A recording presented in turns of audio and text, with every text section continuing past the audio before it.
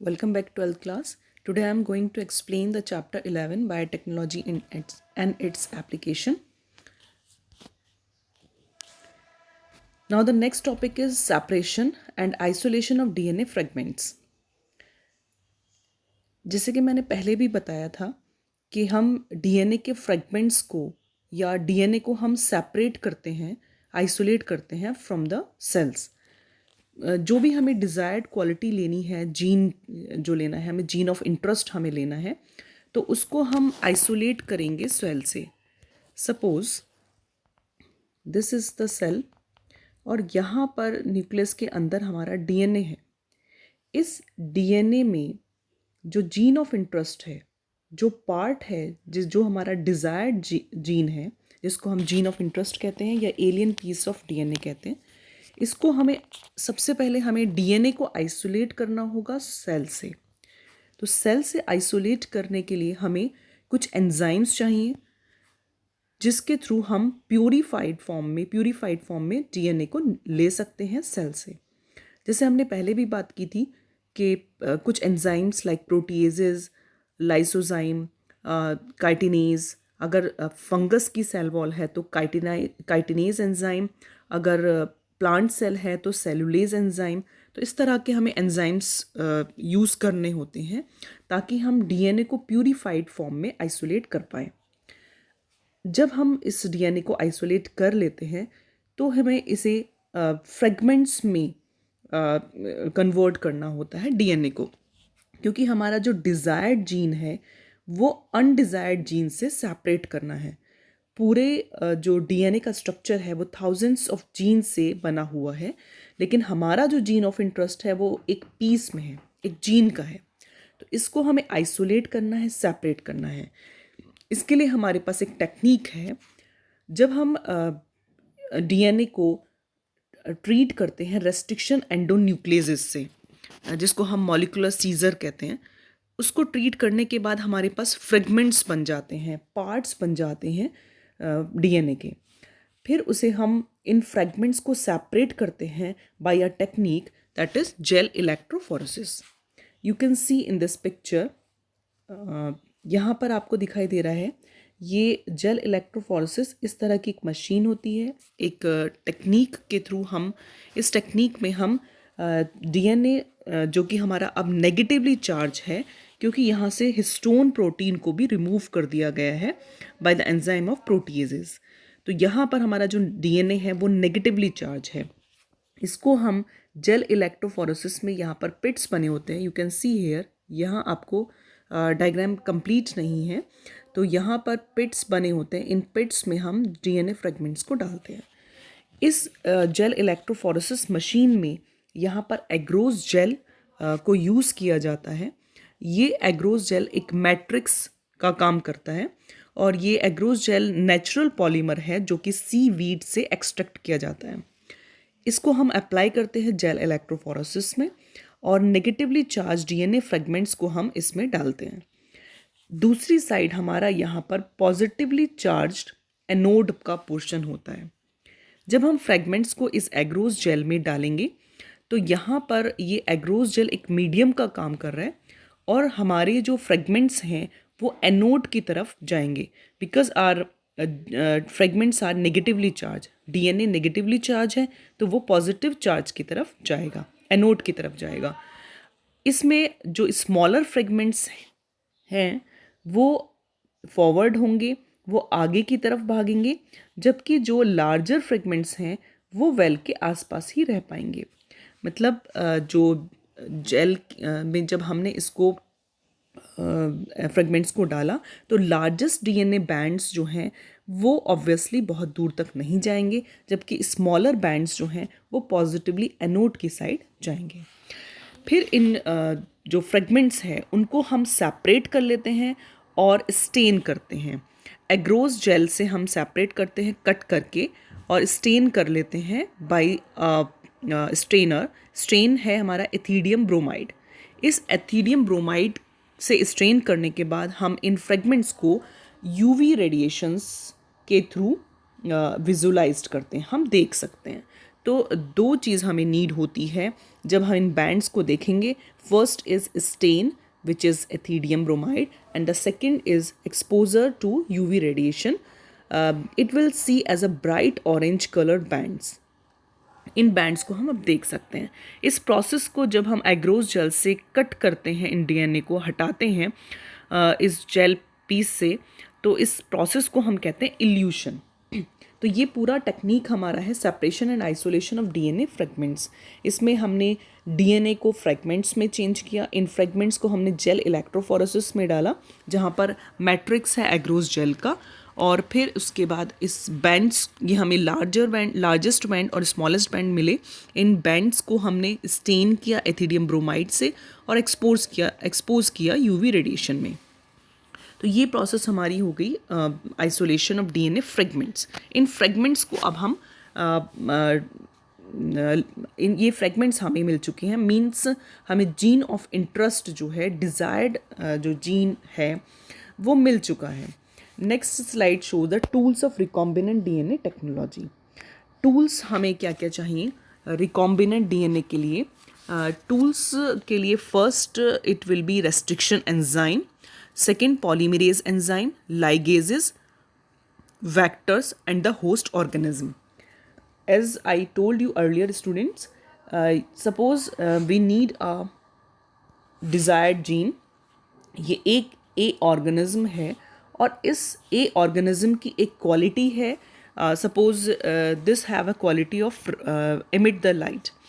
ये emit कर सकता है लाइट को. इस A organism की क्वालिटी को हम B organism में ट्रांसफ़र करना चाहते हैं. ठीक, तो इसके लिए हमें ऑल्ट्रेशन करना पड़ेगा जीन में. ऑल्ट्रेशन हम कैसे कर सकते हैं? केमिकल जो न्यूक्लिक एसिड जो है उसमें हमें ऑल्ट्रेशन करना है. तो हम कैसे कर सकते हैं? उस सबसे पहले हमें आइसोलेट करना होगा डीएनए को, फाइंड करना होगा वो जीन ऑफ इंटरेस्ट जो इस क्वालिटी को लाइट एमिट करने की क्वालिटी को रखता है. तो हमने यहाँ से आइसोलेशन की टेक्निक से, जो मैंने अभी बताया आपको इससे पहले वाली स्लाइड में, तो आइसोलेशन हमने कर लिया, डीएनए फ्रेगमेंट्स हमने ले लिया. अब हमें क्या करना है कि इसको हमें बी ऑर्गेनिज्म में डालना होगा. तो उसके लिए हमें सबसे पहले जो हमने जीन ऑफ इंटरेस्ट कट किया है वो रेस्ट्रिक्शन एंजाइम्स के थ्रू हम कट करते हैं. दूसरी बात पॉलीमरेज एंजाइम जो कि इनिशिएट करती है रेप्लिकेशन की प्रोसेस को. थर्ड हमारे पास है लाइगेज. जब हम इस जीन ऑफ इंटरेस्ट को कट कर लेंगे तो we need a vector also. यहाँ पर ये प्लाज्मिड होता है इस वेक्टर के अंदर, और प्लाज्मिड का एक फंक्शन है कि ऑटोनोमसली सेल्फ रेप्लिकेट करता है. तो हम जीन ऑफ इंटरेस्ट को इस प्लाज्मिड के साथ, सपोज ये हमारा प्लाज्मिड था, इस जीन ऑफ इंटरेस्ट को हमने यहाँ पर अटैच कर दिया. जब हमने इसको अटैच कर दिया तो now it is called as recombinant DNA. इस रिकॉम्बिनेंट डीएनए को फिर हम ट्रांसफ़र करेंगे बी ऑर्गेनिज्म में. ठीक, तो ये तो पूरी प्रोसेस थी.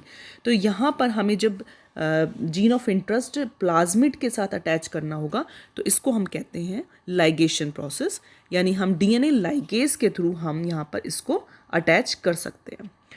Now this recombinant DNA apply into a vector. इस वेक्टर में हमने इसको कॉपी करने के लिए, क्लोन्स बनाने के लिए हमने इसको डाला. अब ये जो प्रोकैरियोट है, बैक्टीरियल सेल है, ये क्लोन बनाएगी अपने, और फिर उन क्लोन्स को हम ट्रांसफ़र कर देंगे, या हम कह सकते हैं इंटीग्रेट कर देंगे बी ऑर्गेनिज्म में, इंट्रोड्यूस कर देंगे बी ऑर्गेनिज्म में. और यहाँ पे ये टूल्स आपके समझ में आ गए होंगे. रेस्ट्रिक्शन एंजाइम से हमने कट किया जीन ऑफ इंटरेस्ट को. पॉलीमरेज एंजाइम हमें चाहिए ताकि हम कॉम्प्लीमेंट्री स्ट्रैंड्स बना सकें. लाइगेज एंजाइम हमें लाइगेशन के लिए यानी अटैच करने के लिए चाहिए. वेक्टर का हम यूज़ करते हैं for cloning purpose. Host organism में हम इंट्रोड्यूस करते हैं रिकॉम्बिनेंट डीएनए को, तब ये होस्ट ऑर्गेनिज्म कहलाता है ट्रांसजेनिक ऑर्गेनिज्म. अब यहाँ पर जो टूल्स हैं उसको हम वन बाय वन डिस्कस कर लेते हैं.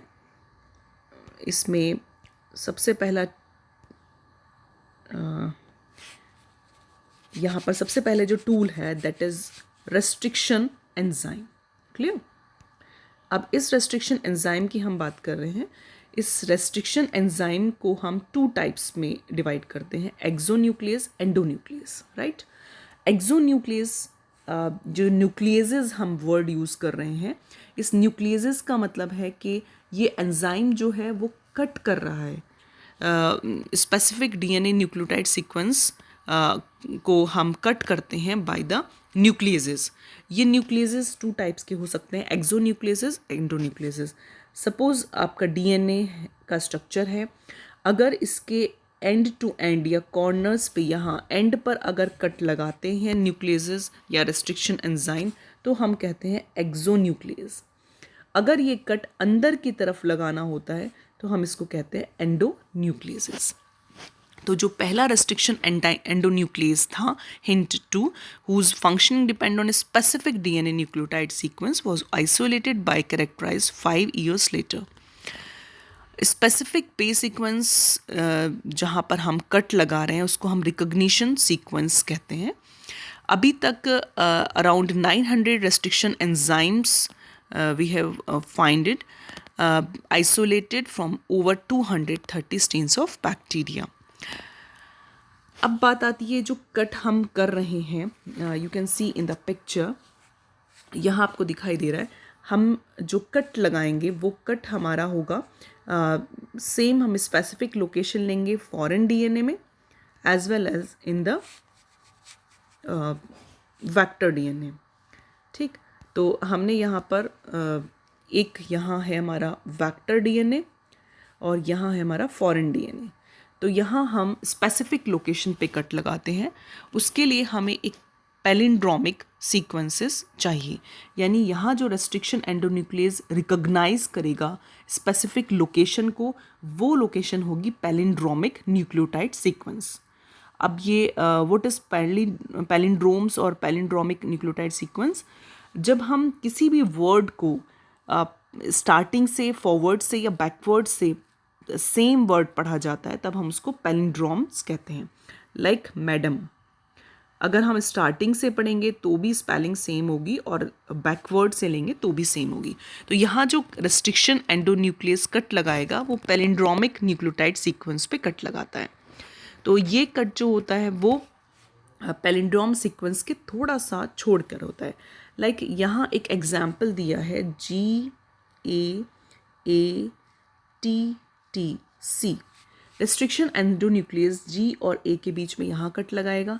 अगर हम इस टेम्पलेट डीएनए का सेकंड पार्ट देखें, डीएनए के 2 पार्ट्स होंगे ऑब्वियसली, 2 स्ट्रैंड्स होंगे ऑब्वियसली, तो 1 स्ट्रैंड में GAATTC होगा, जबकि अदर स्ट्रैंड में यहाँ पर पढ़ा जाएगा CTTAAG।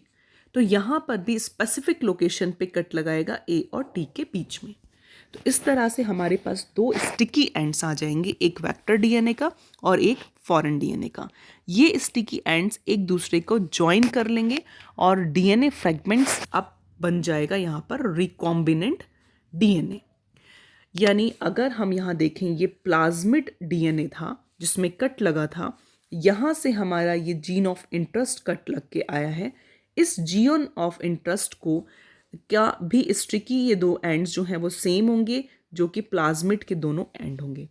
इस जीन ऑफ इंटरेस्ट को फिर यहाँ पर स्टिक कर दिया जाएगा with the help of DNA ligase. तो ये हमारा रेस्ट्रिक्शन एंजाइम्स थे। इन रेस्ट्रिक्शन एंजाइम की जो नेमिंग होती है उसके बारे में हम बात कर लेते हैं। ये रेस्ट्रिक्शन एंजाइम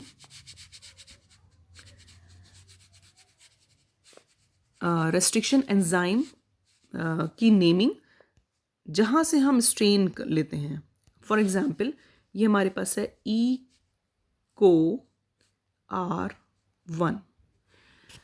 तो इन रेस्ट्रिक्शन एंजाइम की नेमिंग कैसे होती है? फर्स्ट हम लेते हैं genus, E means Escherichia, second and third word introduce the species of the bacteria, co means coli, Escherichia coli, genus and species हमने ले ली। R represent the strain which is rough strain है which is not made up of polysaccharide.